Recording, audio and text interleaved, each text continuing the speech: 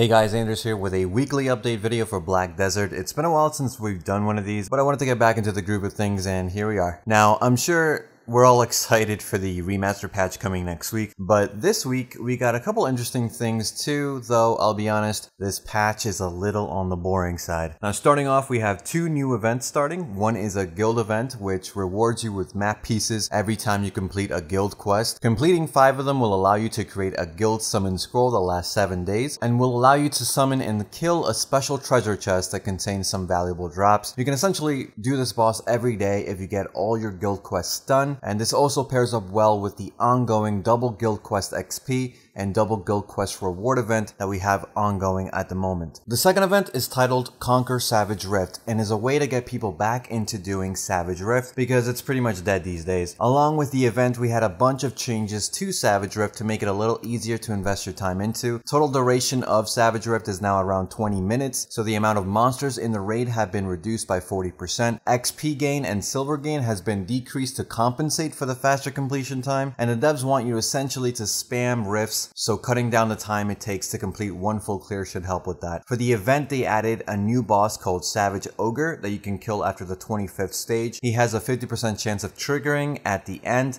and if you kill him, he will drop a Soiled Ogre ring and Trace of Savagery, so it's really not too bad. Potential 100 million bonus if you're extremely lucky. I'll link the full event page in the description if you want to check out any more details about the Savage Rift event. As for new contents, we get Book of Training and Training Grounds. Finally, this was introduced in Korea ages ago and has finally been implemented into our version. I'd be a little bit more excited, but honestly, it's not really worth your time. Essentially, you can pay silver to leave your character AFK power leveling. It's obviously not efficient compared to active grinding, but I encourage you to test it out if you're specifically a player that absolutely hates to grind. Might be worth it to you. You can interact with your character while you're training, and you can purchase varying amounts of durations of training. You have to keep your game at least in the tray, so it's like any other AFK activity, and Book of Training will not auto level you, so you have to be careful if you're closing in on that next level. It will keep you at 99%. Final thing to note about Book of Training is that you need to be at least level 50 to use it, and instead of XP, you can also choose to train skill XP instead, which is a nice option. They've also added airships into our version now, but they're not usable at the moment. More than likely, the test server will be updated in the coming weeks with working airship transportation systems before we get it in our version, but nonetheless, they're pretty damn cool to see in the sky, and they warn us not to try and board them, but you know, we will try regardless. As for class changes, the main one is the DK finally getting one of her frontal guards back, which is great for those DKs, will certainly help in PvE, and I'm not too sure about PvP, to be honest. DK's in a weird position. I don't think the frontal guard addition is really going to make a difference, but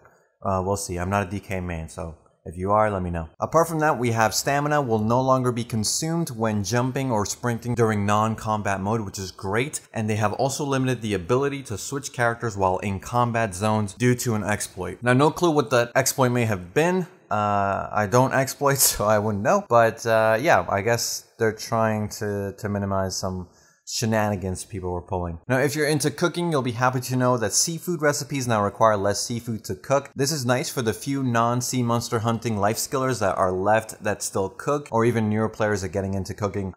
Fish and seafood nodes are generally slow and can be a bottleneck if you're starting out. So that's really nice that they changed those recipes. And they have also updated the description of certain items that included extra damage modifiers, so they tell you the percentage damage increase rather than a generic number, which is also very good. Vel rewards have been buffed, so he now drops more black stones, coral, and money, which gives a little bit more incentive to go out there every Sunday and kill him in hopes for that alchemy stone. And if you're big into knowledge gathering like I am, you'll be happy to hear that they have updated the way you can acquire those pesky Valencia rare drop quest knowledges. You simply have to gain knowledge on the mobs in the area and then talk to an NPC to acquire the quest knowledge. Beforehand, you had to grind to get the item, and it's a rare drop, so sometimes you wouldn't get it for a while. And then once you got it, you would activate a quest for you to do, and then you'd gain the knowledge entry that way. I needed the Ackman one, so this makes it a little easier to get, which is great. And finally, they're aware that warriors Warrior is showing more Black Spirit Rage skills than normal. This is likely due to the BSR update we're getting soon. Warrior already has his new BSR skills on the test server, so the icons of the skill showing you can use BSR is more than likely just a byproduct of our patches being primarily just copy-paste from other regions. And that's all I got for you guys. We are still waiting for the Korean patch notes and the Global Labs patch notes coming out tomorrow, so I'll update you guys on any changes then. As always, thanks so much for listening and stopping by the channel. If you haven't already, like, subscribe, you know, the usual stuff. It all helps a ton, and I appreciate any comments you guys want to leave down in the comments section. Let me know if you're excited to try Savage Rift again, or maybe even for your first time. And let me know if you're gonna try and board those airships, because I'm certainly tempted to do so. Thanks again. You guys take care, and I'll see you guys in the next video.